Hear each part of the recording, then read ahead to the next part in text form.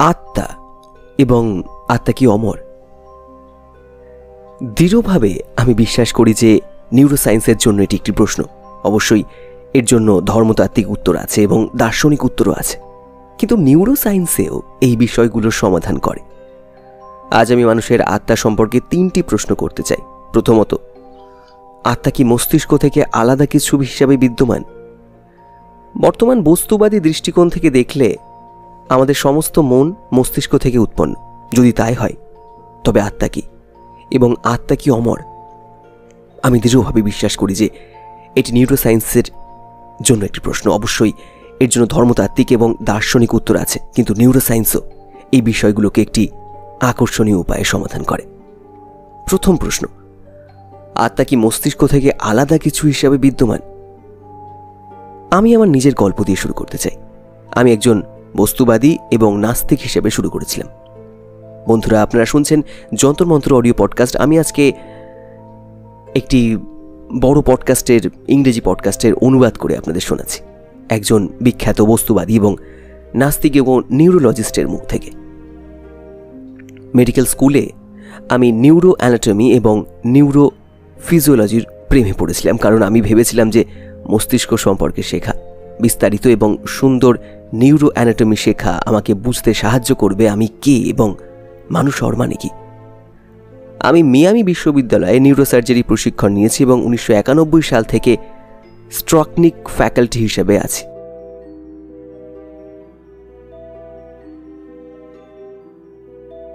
আমি প্রায় 7,000 মস্তিষ্কের অপারেশন করেছি এবং মস্তিষ্ক কিভাবে কাজ করে এবং মন মস্তিষ্কের সঙ্গে কিভাবে সম্পর্কিত তা শুধুমাত্র একাডেমিকভাবে নয়, ব্যক্তিগত অভিজ্ঞতার মাধ্যমে অনেক কিছু শিখেছি। আমার কর্মজীবনে এমন অনেক কিছু দেখেছি যা আমাকে ঐতিহ্যগত বস্তুবাদী দৃষ্টিকোণ দিয়ে প্রশ্ন তুলতে বাধ্য করেছে। আমি যে রোগীদের কথা বলবো তারা সত্যিকারের মানুষ। তাদের নাম পরিবর্তন করেছে, কিন্তু তারা খুবই বাস্তব। একটি এমআরআই ছবিতে একটি তরুণীর মস্তিষ্ক দেখানো হয়েছে। কালো অংশটি হলো মেরুদণ্ডের তরল, ধূসর অংশটি হলো মস্তিষ্ক। তার মস্তিষ্কের প্রায় 2/3 নেই। তিনি এভাবেই জন্মগ্রহণ করেছেন। পাশের ছবিটি একটি স্বাভাবিক মস্তিষ্কের তুলনার জন্য। যখন তিনি শিশু ছিলেন, আমরা তার স্ক্যান করেছিলাম এবং তার স্বাভাবিক জীবনযাপনের সম্ভাবনা নিয়ে তার পরিবারের সঙ্গে বেশ হতাশাবাদী হয়েছিলাম। কিন্তু তিনি একেবারে স্বাভাবিক মানুষ হিসেবে বড় হয়েছেন। তিনি হাই স্কুলে সম্মানিত ছাত্রী হিসাবে। আজ তাকে দেখলে আপনি বলবেন তিনি একজন উজ্জ্বল তরুণী। তিনি পুরোপুরি সুস্থ। তার মস্তিষ্কের 2/3 নেই। যৌগুয়া নামের একটি ছোট ছেলে, তারও মস্তিষ্কের প্রায় 2/3 নেই। কালো অংশটি শুধু জল।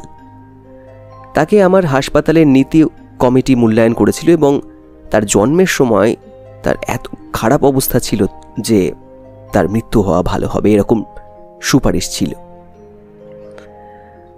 আমরা সেই আদেশ বাতিল করেছি এবং তাকে খাওয়ানো হয়েছিল।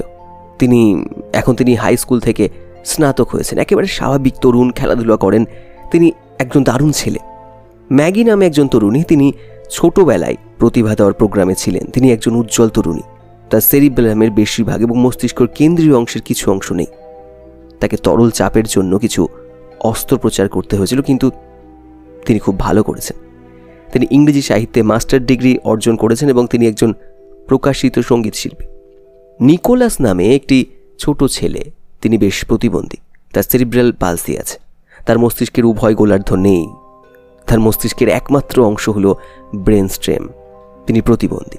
তিনি কথা বলতে পারেন না, হাঁটতে পারেন না, কিন্তু তিনি সম্পূর্ণ সচেতন। তিনি মজার, তিনি হাসেন, কাঁদেন। তিনি আবেগের দিক থেকে একজন স্বাভাবিক মানুষ, যদিও তিনি প্রতিবন্ধী এবং তার পুরো মস্তিষ্কের গোলার্ধ নেই। তাই প্রশ্ন ওঠে, এটি একটি অদ্ভুত প্রশ্ন মনে হতে পারে, কিন্তু এটি ততটা অদ্ভুত নয়। মস্তিষ্ক কি মনের অঙ্গ? হৃৎপিণ্ড হলো রক্ত সঞ্চালনের অঙ্গ, কিডনি হলো মূত্র তৈরির অঙ্গ, কিন্তু মস্তিষ্ক কি সম্পূর্ণভাবে মনের অঙ্গ? স্পষ্টতই কিছু ক্ষেত্রে তা হয়, কিন্তু অন্য ক্ষেত্রে হয় না। এই প্রশ্নটি প্রথম উত্থাপন করেছিলেন উইন্ডার পেনফিল্ড, একজন নিউরোসার্জন যিনি মন্ট্রিয়ালের মধ্য 20 শতকে কাজ করেছিলেন। সম্ভবত নিউরোসার্জিক্যাল পেশায় সবচেয়ে বড় বিজ্ঞানী। তিনি মৃগী রোগের অস্ত্রোপচারে অগ্রণী ছিলেন এবং তিনি জাগ্রত অবস্থায় মস্তিষ্কের অস্ত্রোপচার করতেন, যার মানে রোগীরা অস্ত্রোপচারের সময় সম্পূর্ণ সচেতন থাকতেন। স্থানীয় অ্যানেস্থেশিয়ার মাধ্যমে কোনো ব্যথা অনুভব করতেন না। তিনি মস্তিষ্কের পৃষ্ঠকে উদ্দীপিত করে মৃগী রোগের কেন্দ্রগুলো সরাতেন। তিনি তার কর্মজীবন মৃগী রোগ নিয়ে গবেষণায় উৎসর্গ করেছিলেন এবং তিনি একটি আকর্ষণীয় প্রশ্ন করেছিলেন। তিনি বলেছিলেন, কেন কোনো বুদ্ধিবৃত্তিক খিঁচুনি হয় না? যখন মানুষের খিঁচুনি হয়, তারা সচেতন থাকে। তখন তারা 4টি জিনিসের একটি করে। তাদের হাত কাঁপতে পারে, ত্বকে ঝিঝি অনুভব করতে পারে, শক্তিশালী ভয় বা হাসি বা আনন্দের মতো আবেগ অনুভূত হতে পারে, অথবা স্মৃতি ফিরে আসতে পারে। কিন্তু কেউ কখনো ক্যালকুলাসের খিঁচুনি পায় না, কেউ কখনো গণিতের খিঁচুনি পায় না, যেখানে আপনি দীর্ঘ ভাগ করতে থাকেন। পেনফিল্ড বলেছিলেন, এটি সত্যি অদ্ভুত। যদি আপনি অন্য সব কিছু উদ্দীপিত করতে পারেন, তবে কেন বিমূর্ত চিন্তা, যুক্তি, ধর্মতত্ত্ব, দর্শন, ঈশ্বর সম্পর্কে চিন্তা উদ্দীপিত করতে পারেন না? এটি খিঁচুনি থেকে হয় না। তিনি বলেছিলেন, সবচেয়ে যুক্তিসঙ্গত ব্যাখ্যা হলো মনের সেই অংশটি মস্তিষ্ক থেকে আসে না। তিনি অস্ত্রোপচারের সময় জাগ্রত রোগীদের মস্তিষ্কের পৃষ্ঠ উদ্দীপিত করে এটি আরও পরীক্ষা করেছিলেন। তিনি মস্তিষ্কের কোনো বিমূর্ত চিন্তার কেন্দ্র খুঁজে পাননি। আছে গতিবিধির কেন্দ্র, সংবেদন কেন্দ্র, দৃষ্টি কেন্দ্র, শ্রবণ কেন্দ্র, আবেগ কেন্দ্র, স্মৃতি কেন্দ্র, কিন্তু বিমূর্ত চিন্তা বা যুক্তির কোনো কেন্দ্র নেই। তিনি বলেছিলেন, এটি অদ্ভুত। রজার স্পেরি এবং তার সহকর্মীরা এই বিষয়ে কিছু আকর্ষণীয় কাজ করেছিলেন। স্পেরি এই কাজের জন্য নোবেল পুরস্কার জিতেছিলেন মধ্য 20 শতকে। এমন একটি অস্ত্রোপচার উদ্ভাবিত হয়েছিল যেখানে একটি গোলার্ধে খিঁচুনি শুরু হলে তা অন্য গোলার্ধে ছড়িয়ে পড়ত।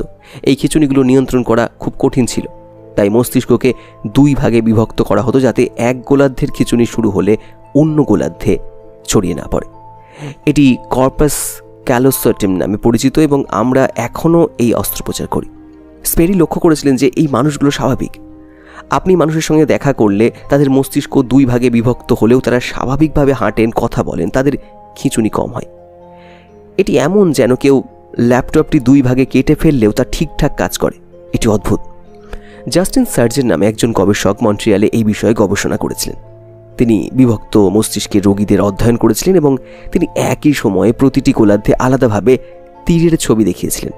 এক গোলার্ধে একটি তীর দেখে অন্য গোলার্ধের অন্য তীর দেখে, কিন্তু মস্তিষ্কের কোনো অংশ 2টি তীর একসঙ্গে দেখেননি। তিনি জিজ্ঞাসা করেছিলেন, তীরগুলো কি একই দিকে নির্দেশ করছে? তারা সবসময় সঠিক উত্তর দিয়েছে, কিন্তু কিভাবে তারা তীর তুলনা করল যখন মস্তিষ্কের কোনো অংশ 2টি তীরই দেখেনি? তিনি উপসংহারে পৌঁছলেন যে মনে এমন কিছু আছে যা মস্তিষ্কে নেই। আমি আবার রিপিট করছি, এটা মনে এমন কিছু আছে যা মস্তিষ্কে নেই। ইয়ার পিন্টো এই গবেষণাকে আরও এগিয়ে দিয়েছেন। তিনি বিভক্ত মস্তিষ্কের রোগীদের গল্প শোনান, যেখানে গল্পের প্রথম অর্ধেক এক গোলার্ধে এবং দ্বিতীয় অর্ধেক অন্য গোলার্ধে দেখানো হয়, কিন্তু গল্প বোঝার জন্য 2টি অংশই দেখতে হয়। উদাহরণস্বরূপ, যদি বাম গোলার্ধে একটি বেসবল দেখে এবং ডান গোলার্ধে একটি ভাঙা জানলা দেখে, পিন্টো জিজ্ঞাসা করতেন কি ঘটেছে। রোগীরা সবসময় বলতেন বেসবল জানলা ভেঙেছে, কিন্তু মস্তিষ্কের কোনো অংশ বেসবল এবং জানলা দুটোই দেখেনি। তাই মনে এমন কিছু আছে যা মস্তিষ্কে নেই। উইন্ডার পেনফিল্ড স্বাধীন ইচ্ছা অধ্যয়ন করেছেন। জাগ্রত মস্তিষ্ক অস্ত্রোপচারের সময় তিনি রোগীদের মস্তিষ্কের পৃষ্ঠ উদ্দীপিত করতেন এবং সঠিক জায়গায় উদ্দীপনা দিলে তিনি তাদের হাত তুলতে বাধ্য করতেন। তিনি রোগীদের মাঝে মাঝে নিজের থেকে হাত তুলতে বলতেন। মস্তিষ্কে কোনো সংবেদন নাই এবং রোগীরা অস্ত্রোপচারের ড্রেপের নিচে থাকায় তারা দেখতে পান না তিনি কি করছেন। তিনি জিজ্ঞাসা করতেন, যখন আপনার হাত ওঠে বলুন আপনি এটি করেছেন নাকি আমি করব। তারা সবসময় সঠিক উত্তর দিয়েছে। 1100 রোগীর মধ্যে হাজার হাজার পরীক্ষায় কেউ কখনো ভুল করেনি। তিনি উপসংহারে পৌঁছেছিলেন যে তিনি মস্তিষ্কের স্বাধীন ইচ্ছার কোনো জায়গা খুঁজে পাননি। স্বাধীন ইচ্ছা মস্তিষ্কে নেই। আপনি সবসময় বলতে পারেন এটি আমার ইচ্ছা, এটি কেউ আমাকে করছে না। তাই স্বাধীন ইচ্ছা মস্তিষ্কের কার্যকারিতা নয়। বেঞ্জামিন লিবেট স্বাধীন ইচ্ছার ওপর সবচেয়ে বিখ্যাত গবেষণা করেছেন। তিনি স্বাভাবিক স্বেচ্ছাসেবীদের মাথার ত্বক থেকে বৈদ্যুতিক সংকেত রেকর্ড করতেন। তিনি দেখেছেন যে আপনি যখন কিছু করার সিদ্ধান্ত নেন, তখন আপনার সিদ্ধান্ত নেওয়ার প্রায় আধা সেকেন্ড আগে মস্তিষ্কে একটি স্পাইক হয়। এটি প্রথমে মনে হয় যে সব কিছু মস্তিষ্ক দ্বারা চালিত। আপনার মস্তিষ্ক আপনাকে তা করার এবং আপনার কোনো স্বাধীন ইচ্ছা নেই। কিন্তু তিনি খুব চতুর গবেষক ছিলেন। তিনি লোকজনকে তাদের সিদ্ধান্ত বাতিল করতে বলেছিলেন। যেমন যখন আপনি সুইচ টিপতে যাচ্ছেন, বলুন না আমি এটা করব না, বাতিলের সময় মস্তিষ্কে কোনো স্পাইক ছিল না। তিনি বলেছিলেন এটি দেখায় যে স্বাধীন ইচ্ছা নয়, বরং স্বাধীনভাবে না করার ক্ষমতা আছে। তিনি একজন ধার্মিক ব্যক্তি ছিলেন এবং বলেছিলেন এটি মানুষের প্রেরণার ঐতিহ্যগত ধর্মীয় বোঝাপড়া। আমাদের মস্তিষ্ক থেকে প্রলোভন আসে, কিন্তু আমাদের তা করা বা না করা স্বাধীন পছন্দের কাছে নির্ভর করে। আড্রিয়ান ওয়েল একটি আকর্ষণীয় গবেষণা করেছেন। তিনি পারসিস্টেড ডেভিজেন্ট স্টেটে থাকা রোগীদের নিয়ে কাজ করেছেন, বা যা কোমার গভীরতম স্তর। এটি মস্তিষ্কের মৃত্যুর ঠিক উপরের স্তর। এটি ঘটে যখন মানুষের অক্সিজেনের অভাব বা গাড়ি দুর্ঘটনায় গুরুতর মস্তিষ্কের আঘাত হয়। এটিকে ডেজিটেটিভ বলা হয়, কারণ ধরে নেওয়া হয় যে এই মানুষদের মন নেই, শুধু শরীর আছে। ওয়েন রোগীদের এমআরআই মেশিনে রেখে ফাংশনাল এমআরআই ইমেজিং করেছেন, যা মস্তিষ্কের কার্যকলাপ দেখায়। তিনি তাদের হেডসেট দিয়ে কিছু ভাবতে বলেন, যেমন ঘরের মধ্যে হাঁটা বা পরিবারের কথা ভাবা। তাদের ক্ষতিগ্রস্ত মস্তিষ্কে কার্যকলাপের ধরন দেখা যেত। তিনি স্বাভাবিক স্বেচ্ছাসেবীদের সঙ্গে এটি করেছেন এবং দেখেছেন ধরনগুলো একই। এটি বোঝায় যে তারা বুঝতে পারছিল তিনি কি বলছেন। তিনি শব্দগুলো এলোমেলো করে দিয়েছেন, যেমন ঘরের মধ্যে হাঁটা, এর পরিবর্তে ঘর হাঁটা সম্পর্কে ভাবা। তখন মস্তিষ্ক নীরব ছিল।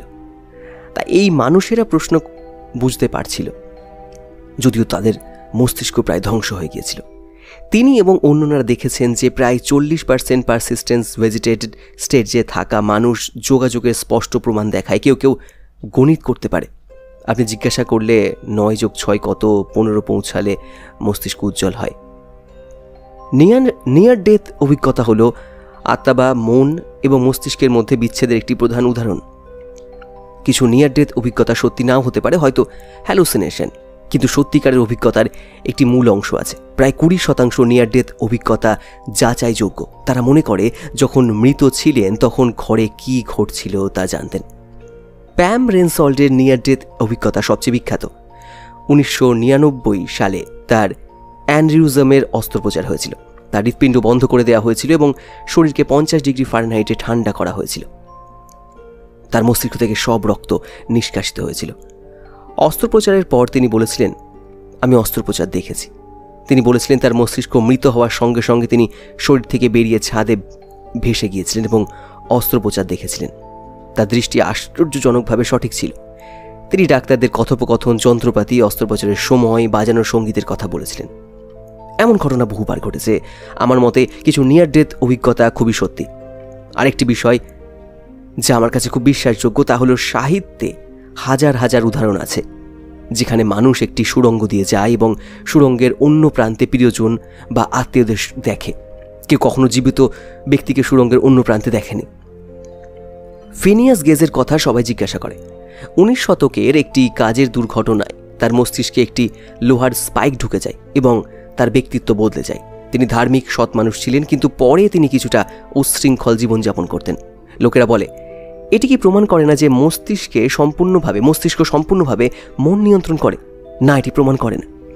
গেজের আবেগের অবস্থা বদলেছিল, কিন্তু তার গণিত বা যুক্তিতে কোনো পরিবর্তনের প্রমাণ নেই। স্পষ্টতই মস্তিষ্কের আঘাতে আচরণ পরিবর্তন হতে পারে, কিন্তু এর মানে এই নয় যে মনের প্রতিটি দিক মস্তিষ্ক থেকে আসে। এআইয়ের সঙ্গে এখন প্রশ্ন উঠছে, মন কি এক ধরনের গণনা? না, এটি গণনা নয়। মনের সব কিছুই কিছুর দিকে নির্দেশ করে। এটি একটি অর্থ আছে। আপনি যখন চিন্তা করেন তখন কিছু নিয়ে চিন্তা করেন, কিন্তু গণনার কোনো অর্থ নেই। এটি ওয়ার্ড প্রসেসর আপনার মতামতের কথা চিন্তা করে না। একটি ক্যামেরা সূর্যাস্ত বা তুষারের ছবি তুলছে কিনা তা নিয়ে চিন্তা করে না। গণনায় কোনো অর্থ নেই। শুধু আমরা যে অর্থ দিই তাই মন শুধু গণনা করে। এটি গণনার বিপরীত। মন কি বিবর্তিত হয়েছে? আমি মনে করি যে কিছু বিবর্তিত হয়েছে, কিন্তু মন নিশ্চিতভাবে বিবর্তিত হয়নি। প্রাকৃতিক নির্বাচন যদি জৈবিক নতুনত্ব তৈরি করতে পারে, তবে এটি শুধুমাত্র শারীরিক জিনিসের উপর কাজ করতে পারে। মনের অন্তত একটি অংশ অশারীরিক, তাই আপনি এমন কিছু বিবর্তন করতে পারেন না যা পদার্থের সঙ্গে সহজাত নয়। তাই মস্তিষ্ক কি মনের অঙ্গ? এটি একটি পাগলের প্রশ্ন হতে পারে, কিন্তু তা নয়।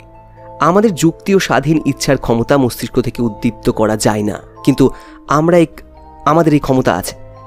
তার সবচেয়ে যুক্তিসঙ্গত বৈজ্ঞানিক উপসংহার হলো মস্তিষ্ক হলো গতি, সংবেদন, স্মৃতি এবং আবেগের অঙ্গ, কিন্তু বুদ্ধি ও ইচ্ছার কোনো অঙ্গ নেই। মস্তিষ্ক বুদ্ধি ও ইচ্ছার স্বাভাবিক কার্যকারিতার জন্য প্রয়োজন, কিন্তু এর মানে এই নয় যে বুদ্ধি ও ইচ্ছা মস্তিষ্ক থেকে আসে। আত্মা কি বিদ্যমান? এটা একটা বড় প্রশ্ন। হ্যাঁ, আত্মা বিদ্যমান। আত্মা হলো যা একজন মানুষকে জীবন দেয়। আত্মার একটি অংশ হলো মস্তিষ্কের কার্যকলাপ, গতি, সংবেদন, আবেগ এবং স্মৃতি। কিন্তু আত্মার এই অংশ হলো এই বিমূর্ত ক্ষমতা। তাহলে আত্মা আসলে কি? এটি একটি হাইব্রিড। আত্মা জানে, ভালোবাসে এবং আমাদের জীবন্ত করে। এটির কোনো অংশ নেই। বিভক্ত মস্তিষ্কের অস্ত্রোপচারে দেখা গেছে আপনি মস্তিষ্ক 2 ভাগ করলেও আত্মা 2 ভাগ হয় না। এটির কোনো স্থান নেই। নিয়ার ডেথ অভিজ্ঞতা কোনো নির্দিষ্ট স্থানে ঘটে না। আত্মা সময়ের মধ্যে নেই। নিয়ার ডেথ অভিজ্ঞতা সময়ের বাইরে এবং আত্মা টিকে থাকে, এমনকি মৃত্যুর পরেও, এর গুরুতর মস্তিষ্কের আঘাতেও। আত্মা একটি আধ্যাত্মিক সত্তা।